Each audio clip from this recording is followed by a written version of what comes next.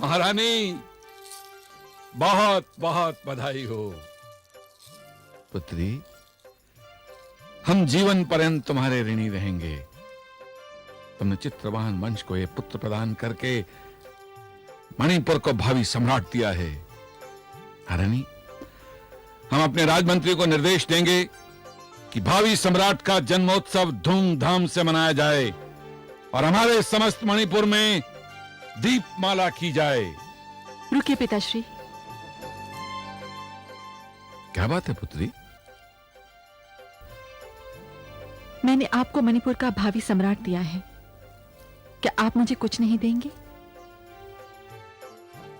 हमारी पुत्री को हमसे क्या चाहिए? कुछ भी मांग लो। हमारा सिंहासन, हमारा मुकुट, हमारा राज्य, सर्वस्व तुम्हारा है। कुछ भी मांग सकती हो और सब कुछ मांग सकती हो। मुझे राजपाट, मुकुट, सिंहासन कुछ नहीं चाहिए। आपसे केवल मुझे एक वचन चाहिए। वचन? कैसा वचन पुत्री? मुझे आपसे यह वचन चाहिए कि आप मेरे पुत्र को कभी नहीं बताएंगे कि उसका पिता कौन है। क्या?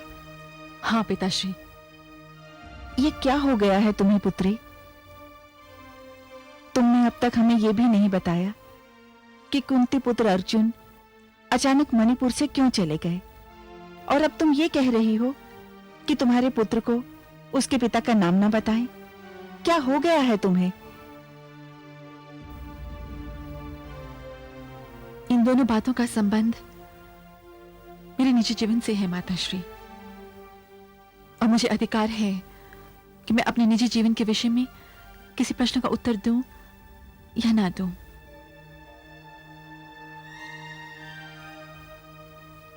मैंने आपसे एक वचन मांगा है, देंगे मुझे?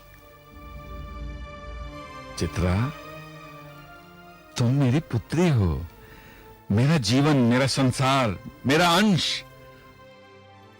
तुम्हारी एक मुस्कुराहट के लिए मैं स्वयं को न्यौछावर कर सकता हूं, अपना राजकोष लौटा सकता हूं। परंतु पुत्री, यदि कल तुम्हारे ही पुत्र ने मुझसे पूछा कि उसके पिता का नाम क्या है, तो मैं क्या उत्तर दूंगा? कह दीजिए कि इसका उत्तर केवल उसकी मां ही दे सकती है और कोई नहीं। किंतु आज मुझे आपसे वचन चाहिए।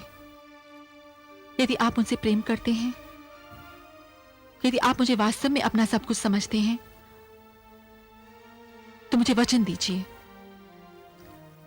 कि इस भेद से उस समय तक पर्दा नहीं हटेगा कि मेरी कोख से जन्म लेने वाला पुत्र अर्जुन की संतान है, जब तक मैं नहीं चाहूंगी।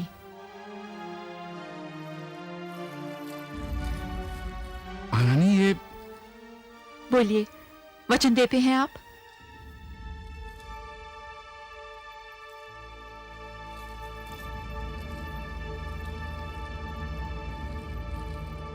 यदि हमारी पुत्री का सुख इसी में